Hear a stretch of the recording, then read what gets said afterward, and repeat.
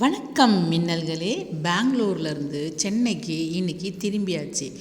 பெங்களூரில் கிடைக்காத சிறுகீரையும் முளைக்கீரையும் வாங்கி முதல்ல கீரை குழம்பு வச்சு சாப்பிட்டாச்சு. பருப்பு, வெங்காயம், தக்காளி, பூண்டு, மிளகாய், புளி இதெல்லாம் போட்டு சிறுகீரை பெங்களூரில் எனக்கு கிடைக்கல. அங்கே இருக்குதா இல்லையான்னு எனக்கு தெரியல. நான் இந்த கீரை இங்கே வந்த முதல் நாளே வாங்கி